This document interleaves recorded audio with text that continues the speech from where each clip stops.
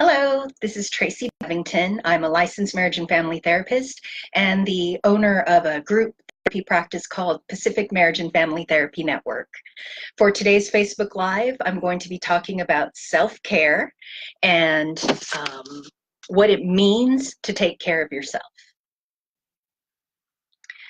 Before we get started, I'd like to ask that you please take time to, if you have any comments or questions, please note them below. If you would like to sign up for our newsletter or be in contact with us, you'll see links at the top of the page, kind of underneath our description.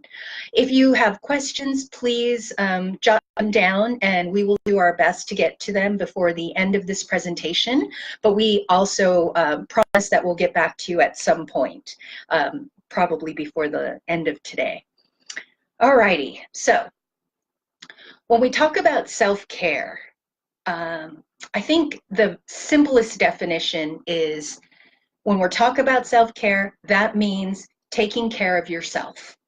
It's like, okay, duh, that sounds simple. The part that gets kind of weird is that when we're talking about taking care of ourselves, we're really thinking, or we should be thinking about these kind of on a foundational level. So, are you eating well? Are you getting enough sleep? Do you exercise? Are you engaging in positive kind of emotional connections? Is your level of stress reasonable? These are all things that we look at when we talk about self-care. So self-care is not necessarily something that's going to make you feel good. It's really the opposite. When you're engaging in self-care, it's usually you're doing something that you don't really want to do, but you know it's good for you. So, for example, some self-care could be exercising, right? Whoever really wants to go exercising. So if you exercise, it's taking care of yourself, it's taking care of your body, and that's engaging in really good self-care. Meditating, even if it's just for a few minutes a day, if you take that time to get yourself to meditate and practice like a mindfulness minute or something like that, that is taking care of yourself. But that's something that's kind of hard to do, to find that time to make it happen or to get yourself to actually do it. Sometimes it's taking time off for like a mental health day, which then kind of goes into what I'm going to talk about next, which is what self-indulgence is. A lot of times when we think about being in care of ourselves, we're actually just being indulgent. So taking care of yourself is taking this mental health day, or like maybe you realize that you're feeling extra stressed and it would be helpful if you blocked out some time in your schedule to come in a little bit later or to leave a little bit earlier or take a little bit of a longer lunch, something like that. That is engaging in self-care. Also, a big part of self-care is setting healthy boundaries or going to therapy or like, I don't know, joining a book club or hiking. These are all things that people kind of say, gosh, I really want to do that, but we never actually take the time to do it. So we're neglecting ourselves and we're not taking care of ourselves. And that's where self-care always kind of falls off. So as I mentioned before, there's a huge misunderstanding between self-care and self-indulgence. So when we're talking about self-indulgence, we're talking about going out with friends or getting your nails done or going shopping, eating out or drinking, watching TV, going to the movies, eating junk food. These are all things that people kind of confused with like, well, I'm taking care of myself because I'm allowing myself to kind of do these things that I don't usually get to do. And it feels good and it's fun and it re-energizes me. That's all true, but that's also more like what you hear someone that's like addicted to cocaine say? Oh, you know, and it just really helps me out in that moment. It's really good. I have it under control. It's not a big deal. Not that participating in self-indulgence is like doing cocaine, but it's that same kind of thing. It's not good for you. These things are not good for you if you're not balancing them with the things that are good for you. So I'm not trying to say that going out and drinking or having dinner or whatever is a terrible, terrible thing and you should never do that. What I'm saying is if that's the only kind of self-care that you're doing, you're not actually taking care of yourself. So I just want to remind everyone that this Facebook Live is talking about self-care and what it means to take care of yourself. I had also kind of forgotten to mention, if you're just joining us, to please make sure that your volume is adjusted, turn your sound on, turn your volume up, turn the sound up, because sometimes it defaults to something where you can't hear.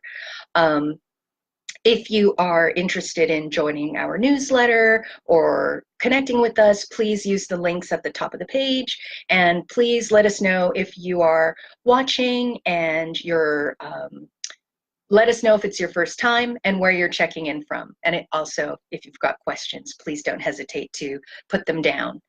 We will get back to you, hopefully if we have time at the end of this session, or definitely before the end of the day.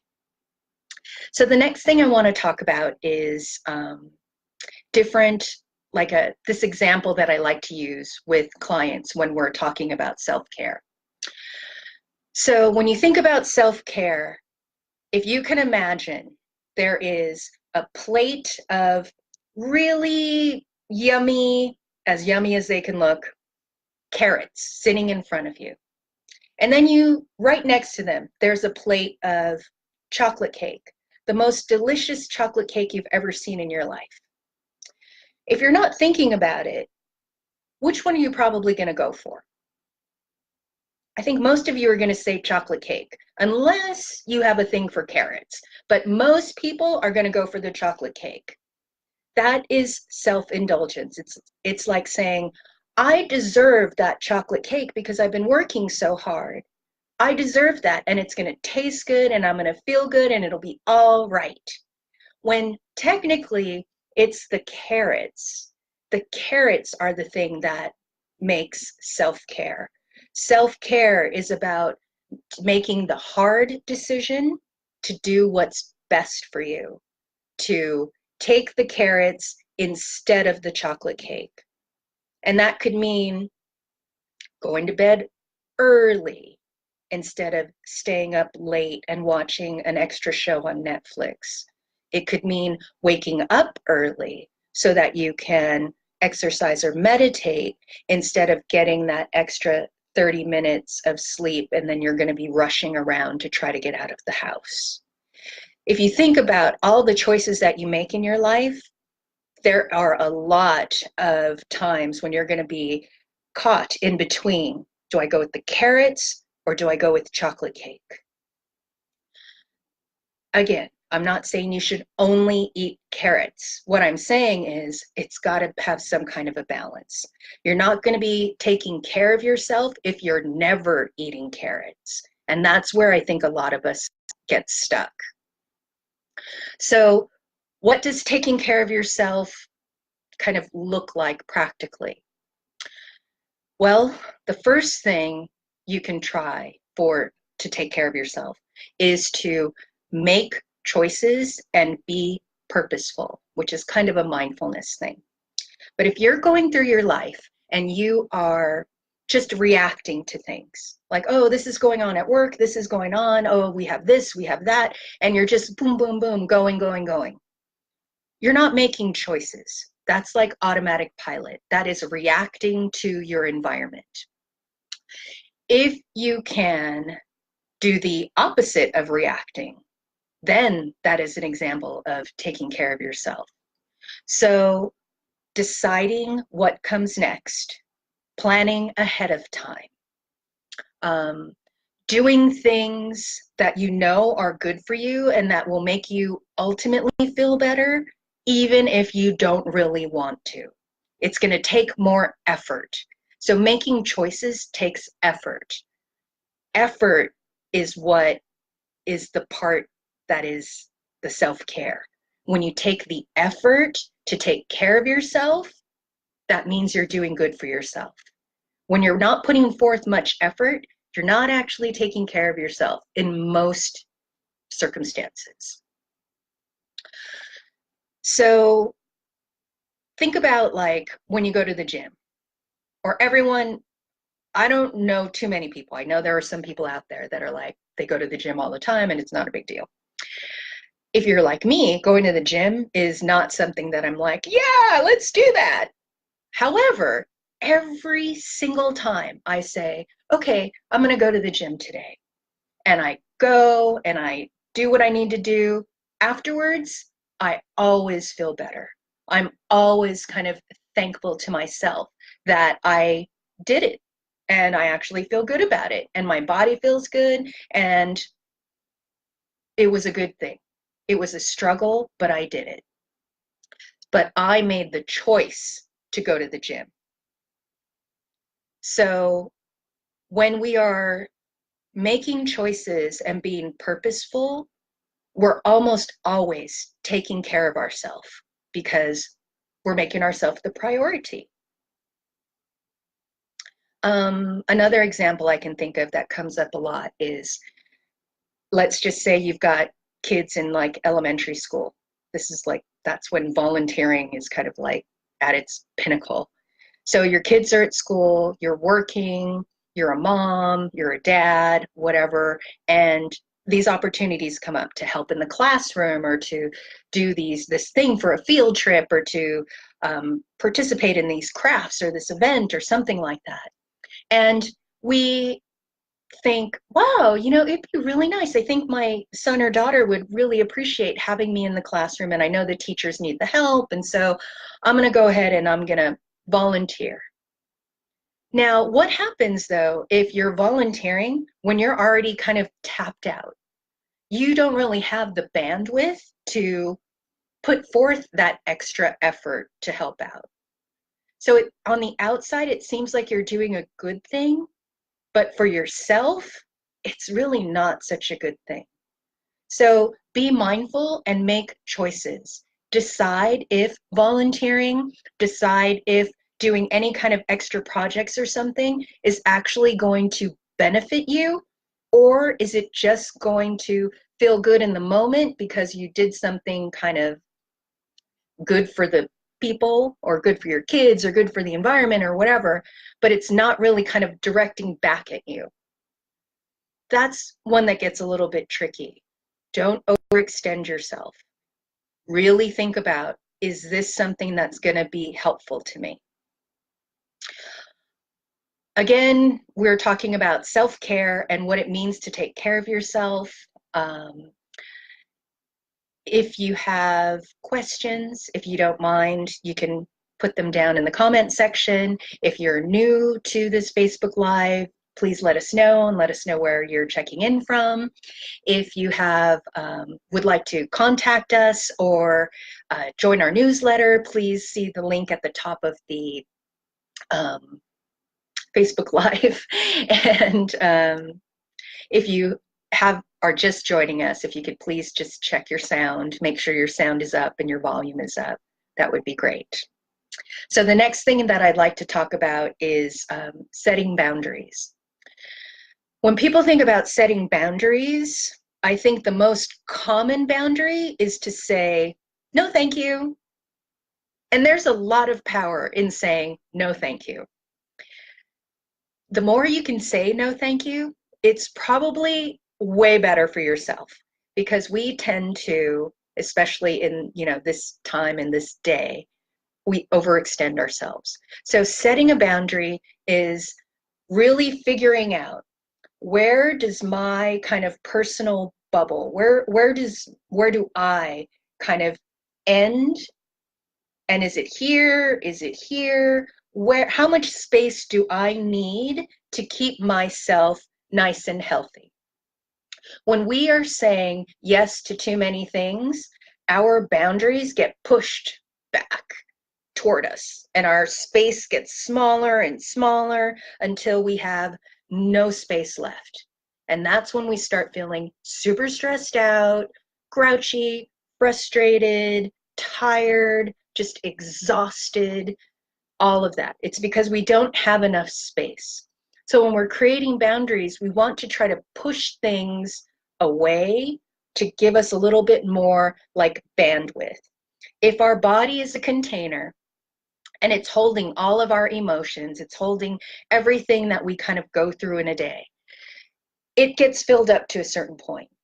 Our container gets filled, we've got about, I don't know, maybe this much bandwidth. If you've got this much bandwidth, that's the extra stuff that you can take into your life. Sometimes people are running on this much bandwidth. When you're at this much bandwidth, you've got no bandwidth, which means you really cannot take on extra things. So taking care of yourself is recognizing how much bandwidth do you have? Can I take on something else?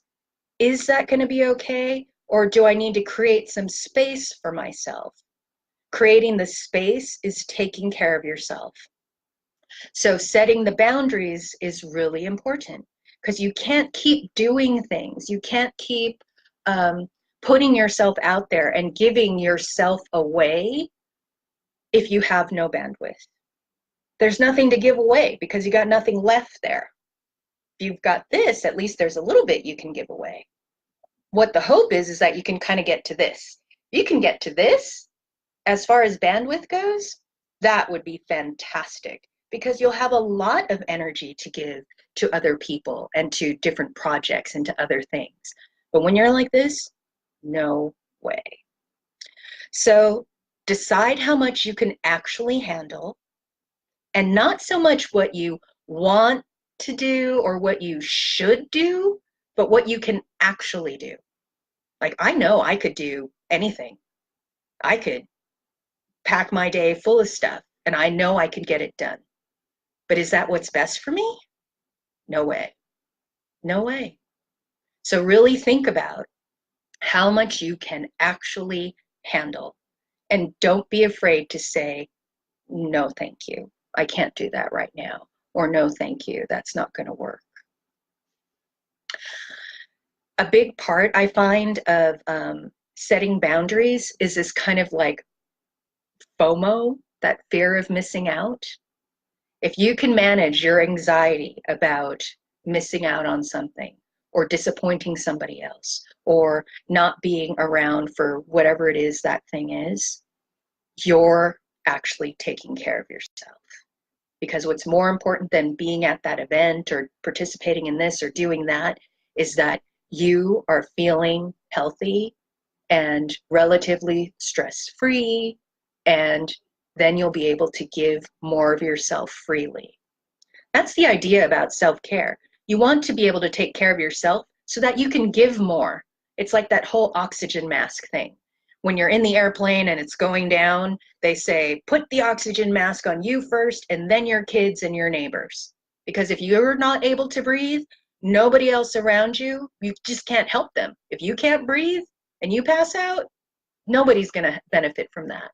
So when you're setting boundaries, always think about like, am I putting my mask on first? You'll find that a lot of times you're not, myself included. It's hard to do because we're not necessarily trained to take care of ourselves. Most of us have been taught that when we take care of ourselves, we're being selfish. And that's just not true. It's just not true.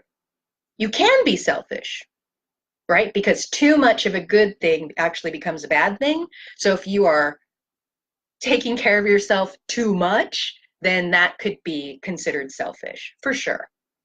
But that's why it's all about this balance. Indulge, self-care, selfish, it's all got to kind of be in balance. When everything is in balance, you're going to feel great and you're going to be able to do way more.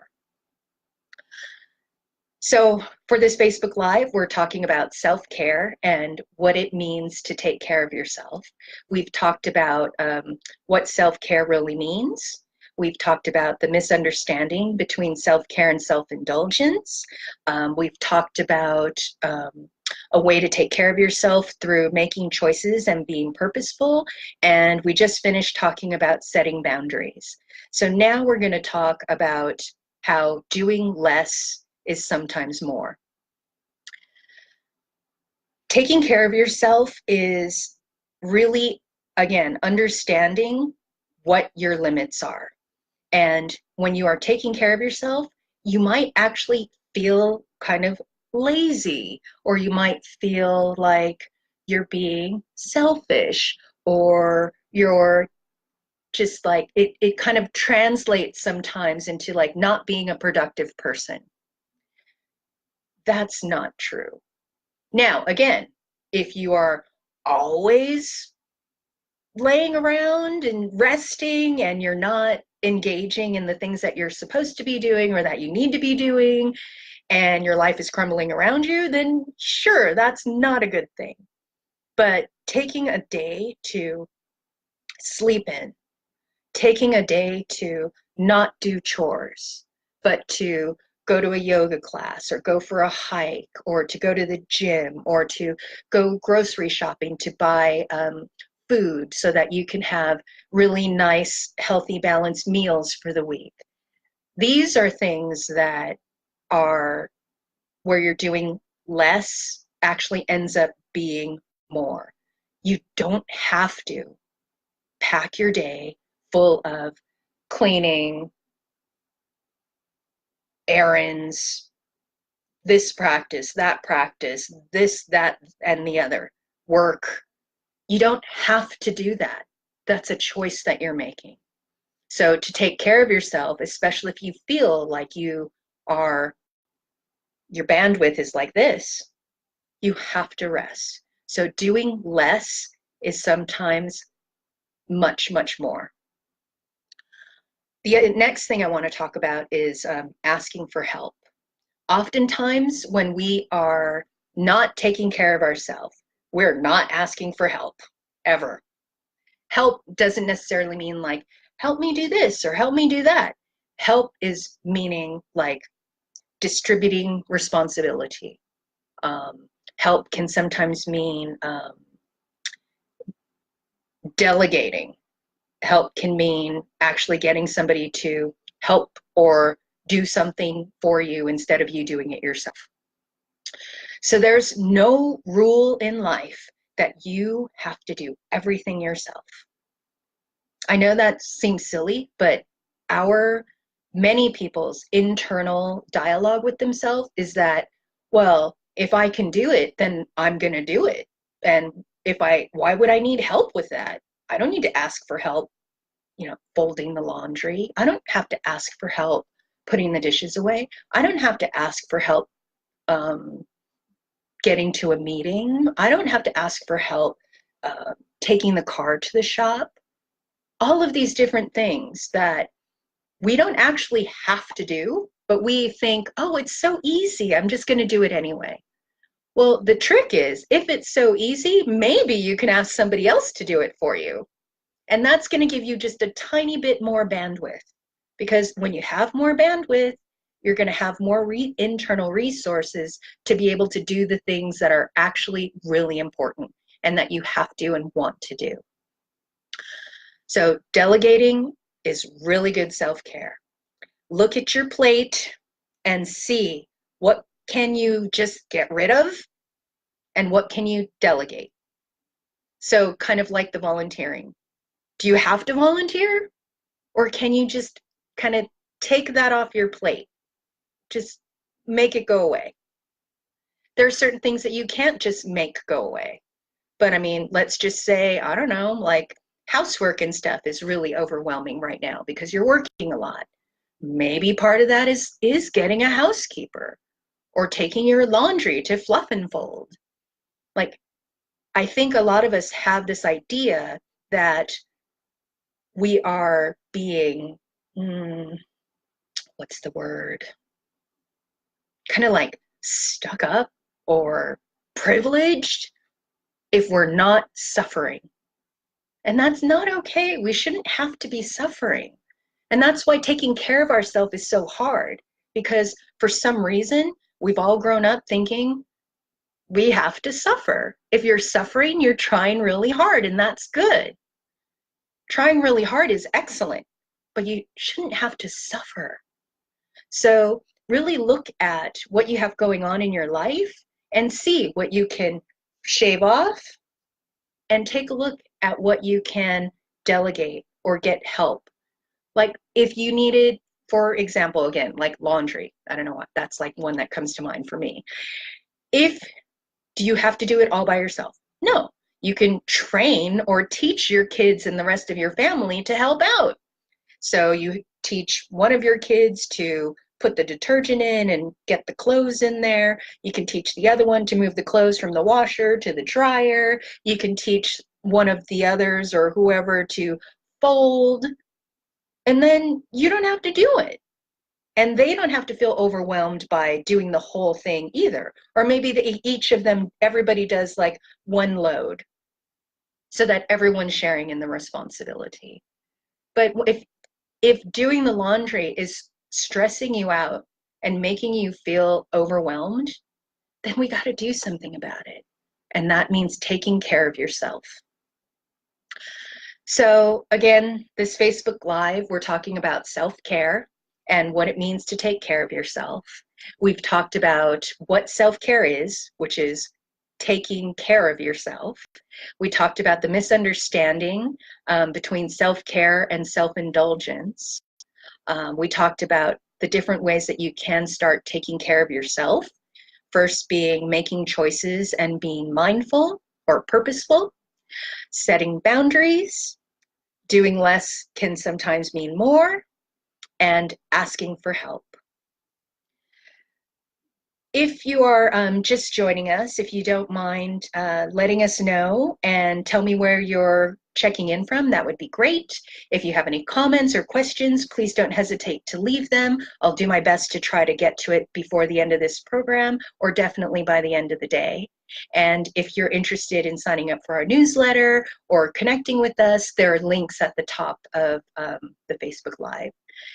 And yeah, oh no, also wanted to remind you about the sound again.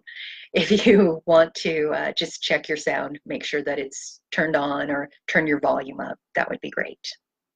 All right. So in closing, I'd like to say that self-care, taking care of yourself, is not easy.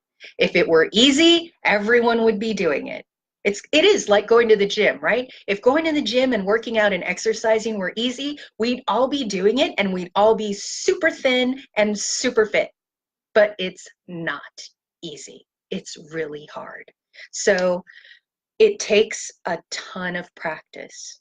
And that's why really focusing on one or two of these things in your day is going to help you practice being mindful of what you need and when you need something, when you need time away, when you need a break, when you need to delegate, when you need to take things off of your plate and just say no. It's really easy for us to get caught up in our own destructive self-care. And we often don't even realize we're doing it. And when I talk about destructive self-care, I'm talking about like indulgence. So I know many people that feel that taking care of themselves at the end of the night means having a glass or two of wine. That is not actually taking care of yourself. That's a little more on the destructive side, because the alcohol is not actually helping your body and your nervous system. It's just putting a little Band-Aid on it. And then sometimes if you have a third or a fourth glass of wine, it actually ends up leaving you the next day not feeling so well. And how is that helpful? So it's important to notice if you find yourself tired, angry, grouchy, frustrated, easily annoyed, or doing more self-indulgence than usual, that's usually a sign that you need some practice in self-care. And if you're interested in coming to see a therapist, that's one of the things that we do best, is help people develop a sense of what self-care means and a plan to maintain a healthy lifestyle where you're focused on taking care of yourself, eating well, getting enough sleep, taking time to rest, exercising, and engaging in positive relationships. So that's it for today. Thank you for joining me, where we talked about self-care and what it means to take care of yourself. If you have any comments or questions, please leave them below. I'm very happy to get back to you on them. And please be aware that we do our Facebook Lives every Thursday at 1 p.m. Pacific. I really hope to see you next week. Thank you.